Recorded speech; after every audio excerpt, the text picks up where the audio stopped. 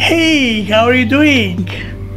I'm very happy to see you again in my YouTube channel, and today in this episode I would like to meet you with one very interesting person. He's a writer, and he has a book, Angels and Aliens. The story in that book based in the true story. It's very interesting, it's very fascinating. All my interviews are with very interesting people, very credible people, and they have stories and they would like to share that story with the world. Especially with you guys, which have interest about the UFO, paranormal, human consciousness, what kind of abilities we can develop using our consciousness. And I believe that interview, that story, will take your breath. Thank you very much for watching, and I love you.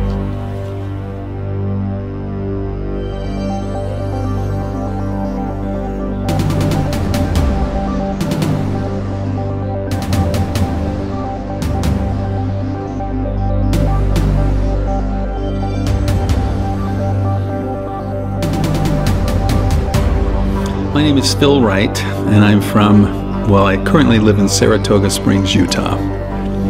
Yeah, the name of the book is Return from Risa. Risa is a planet, it's a place.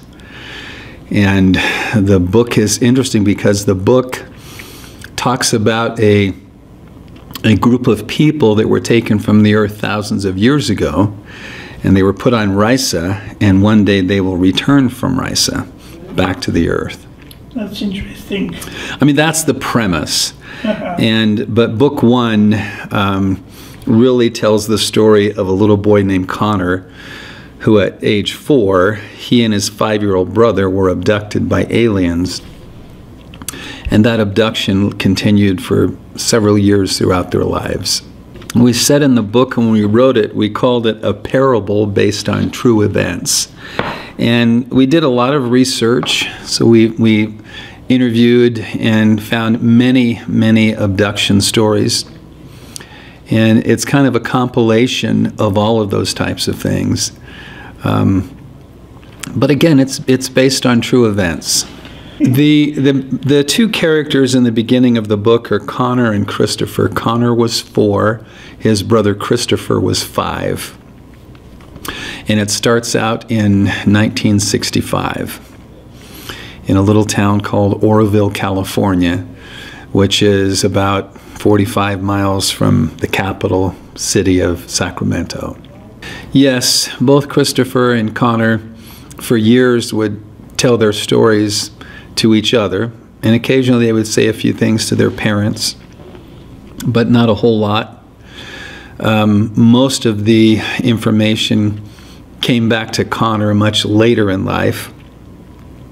So when the book was put together, Connor and Christopher both were able to collaborate the information in the book. Christopher and Connor were both abducted, I think like so many people were, they were abducted by the Greys, as we refer to them. Connor discovered that they're from a place called Inicia, so he referred to them as the Inicians. They had a planet very much like Earth, but over generations of time, they essentially destroyed their planet, and the reason that happened is because they had eradicated most of their diseases, so suddenly their population was living 3 and 4 times longer, and they didn't have the resources to feed their people. So, and I don't talk about this in book 1, this is more in book 2, but what their scientists did is they captured a, how do I explain it? They captured a meteor and built a dome around it for a second satellite, a moon for their planet, so they could control their weather. Because they needed to have more regular seasons, less seasons, they needed to have more sunlight so they could grow more crops, so they could feed their people. But by adding this second satellite, it caused major catastrophes on their planet. It caused earthquakes, volcanoes, that eventually started killing off a lot of their population. Then civil wars broke out. The planet is rich in resources. There were a lot of caverns underground. The population essentially began moving and living underground. Here's what the Anisians did quite often to abduct people, is they would project certain words in a person's head, put them in type of a hypnotic trance, and call them out to them. They didn't do it in broad daylight. They didn't do it in places where other people would discover who they were, what they were doing. And Connor was known for sleepwalking most of his life.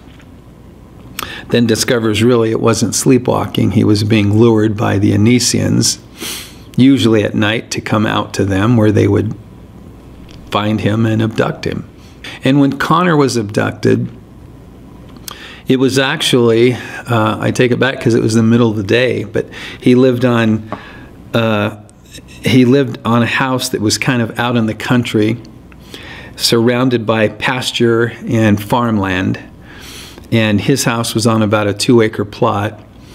In the middle of the day, he was playing in the backyard. It was a school day. His older brothers were at school. He was home with the babysitter. His parents were at work. He was out playing in the backyard, and he saw this strange-looking kid that he thought standing out by the fence. Connor wanted to have friends. He had a very mean babysitter who loved the baby's sister and would actually lock Connor out of the house most of the afternoon. So Connor would be outside playing by himself. So he sees this strange-looking boy, and it's like, well, maybe there's a friend.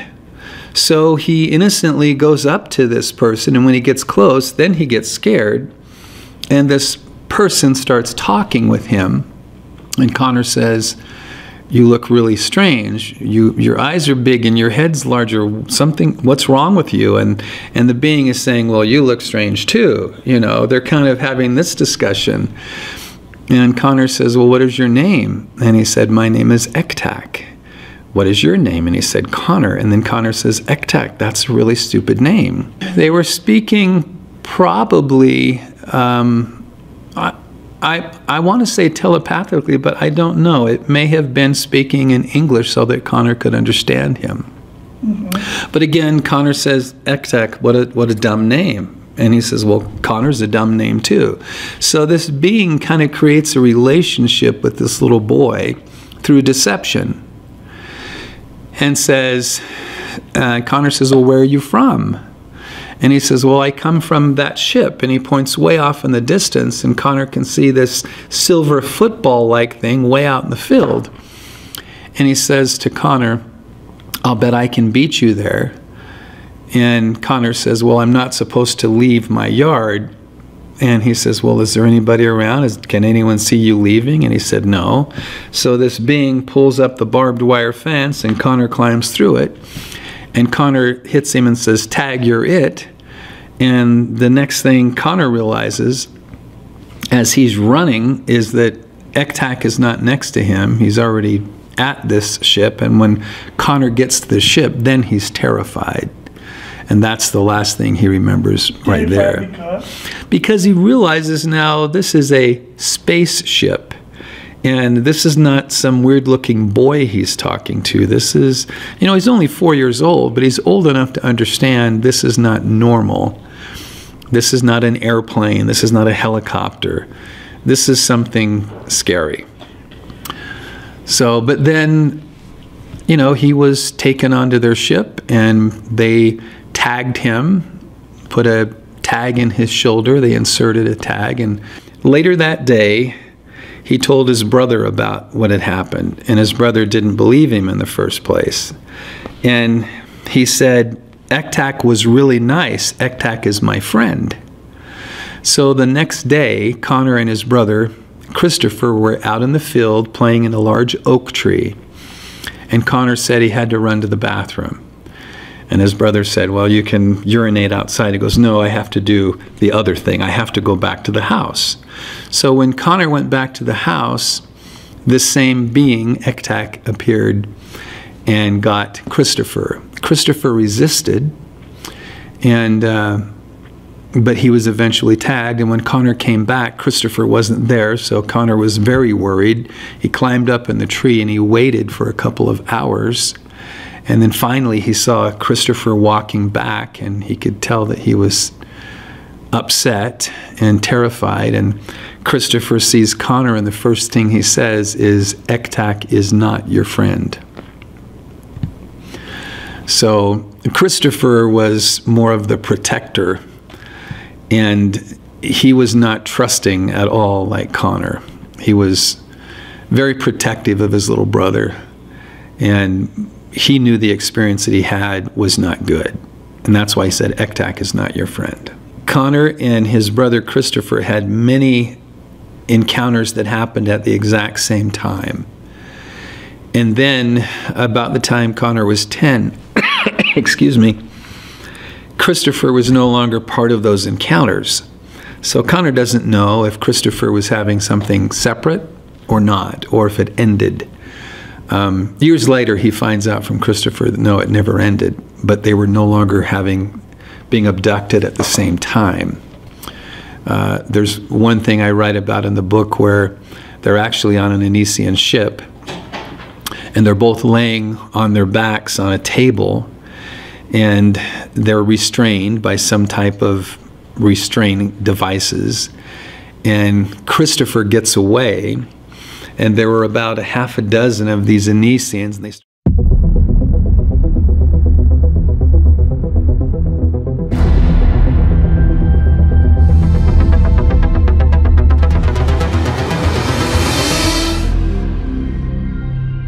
started scurrying around him to try to restrain him.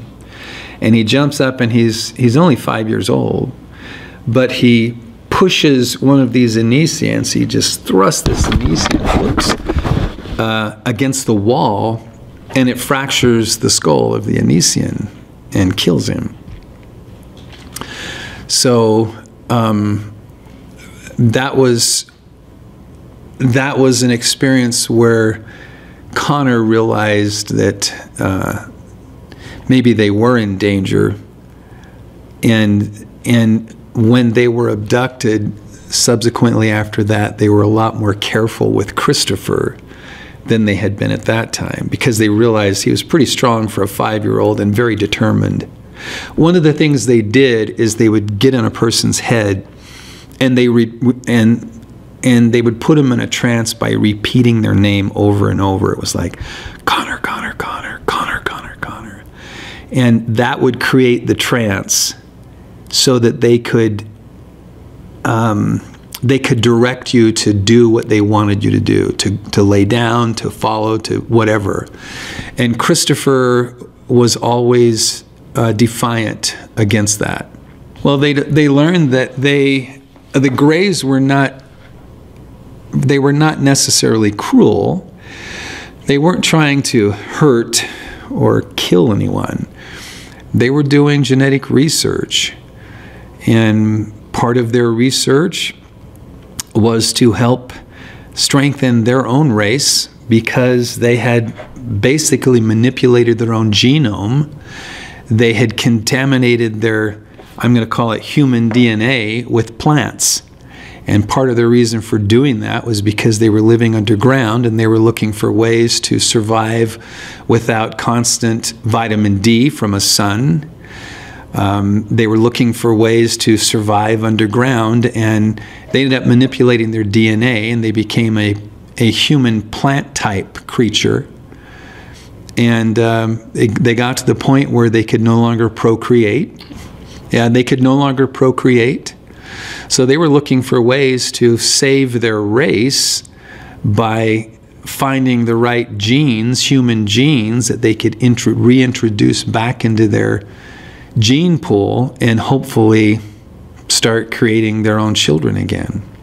Well, most of the time the beings spoke telepathically. They didn't verbalize very often. Okay. They would make strange squeaking sounds occasionally. But most of the time, the communication must have been telepathic. And I'm saying the Anisians, when they were taking blood samples or adrenaline, their favorite thing to do was to take adrenaline, because they had discovered that adrenaline actually gave them longevity and it gave them additional energy. So it was one of the substances they liked to take. Because the Anisians were the first race that Christopher and Connor experienced. But there were several other races, including a very benevolent race called the Raisin, and that's what this book is called, Return from Risa. And the Raisin are very tall, maybe 8 feet tall.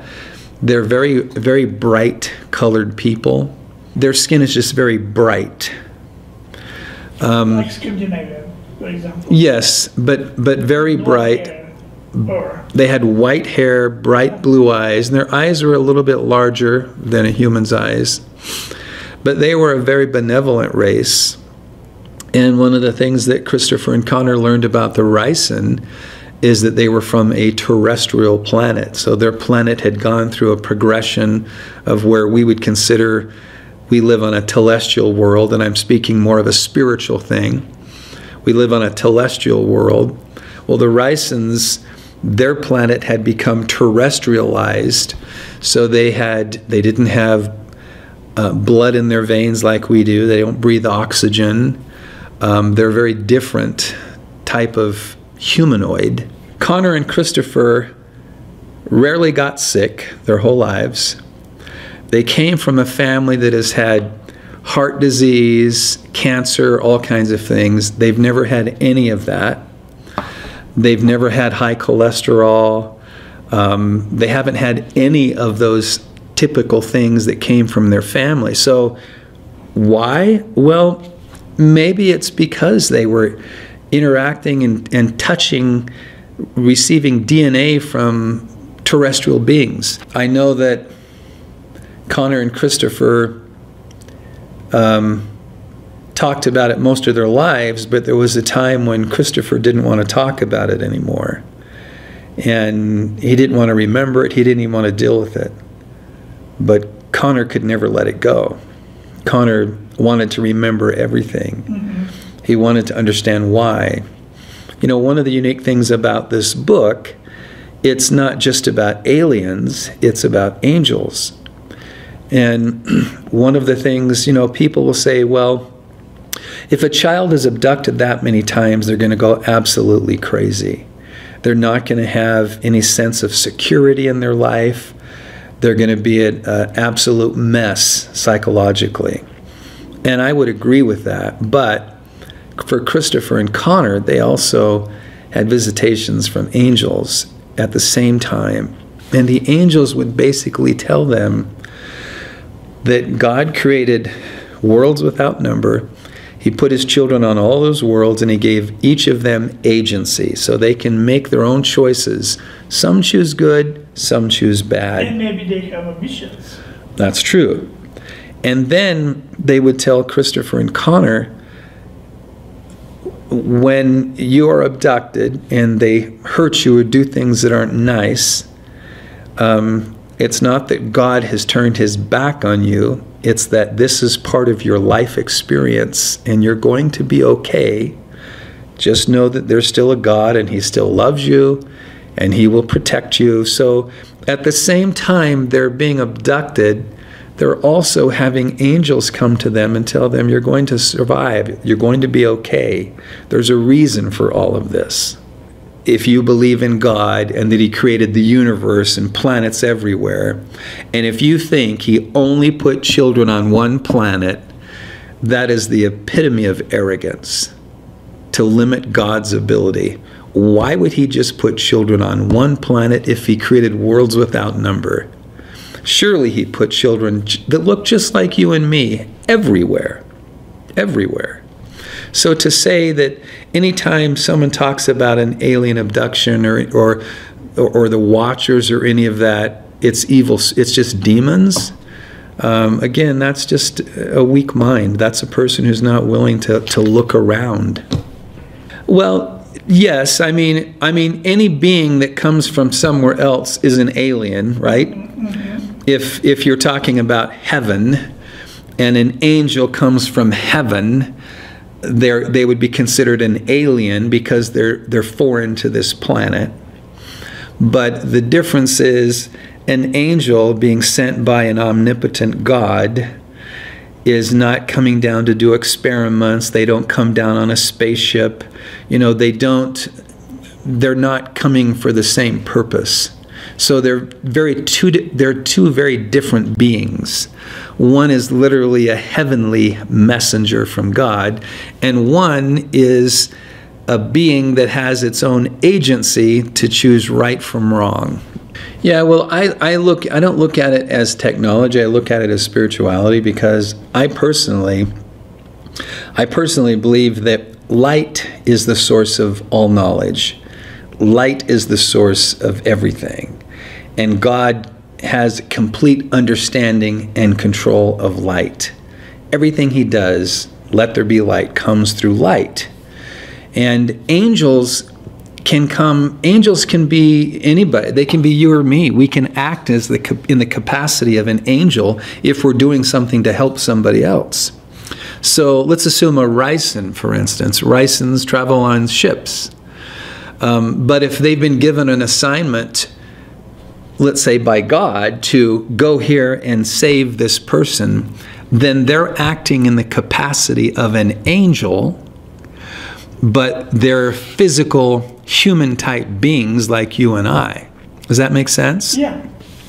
Whereas angels, I believe, can be physical beings, or they can be spiritual beings that are sent directly from God.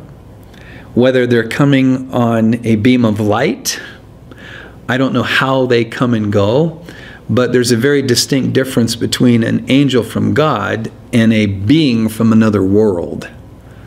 And that's one of the things that Connor and Christopher learned early on, is that they were being abducted by beings that had agency to do some not so nice things to these little kids. But God was sending angels to give them comfort and protection, to let them know the things that are happening to you are happening for a reason. Just be courageous, have faith, know that God hasn't turned his back on you. You will survive. Where they were living in Georgia, and they were attending a Wednesday night church meeting or something, and a massive UFO, a big typical round UFO, hovered over the church, and it was so low that they could see the workmanship in the metal underneath it and the lights going around. Easily the size of a city block. It was massive. And there were about 8 women who also came out of the church and witnessed it. One of them fainted. But when Connor and Christopher, their parents, actually witnessed this, finally they can say to their parents, okay, what we've been telling you for years is true, and we want to tell you some more things that happened. So it wasn't until that point where Connor and Christopher would have been, I think 12, excuse me, 12 and 13, that they started telling their parents about some of the experiences they remembered, and now their parents are thinking, well, maybe there's some truth to that, because nobody could explain what they were looking at. They knew that it wasn't an aircraft from the U.S. Air Force. They knew it didn't make any sound. It had a bright light that came down, and this little group of people standing around like a bunch of monkeys. The light shined right down on everybody. Like I said, one lady faints. And there's Connor and Christopher like, yes, finally, now I can get my parents to believe me. 6 or 8 women, plus Connor's mother, Connor's father. Connor had a friend with them, I think his name was Terry, and Connor's brother. They all witnessed this. The next Sunday, not one person said a thing. Not one person said a thing. And it's like, and Connor was upset. And he said to his mom, how come no one's talking about it? And she goes, we don't talk about those things.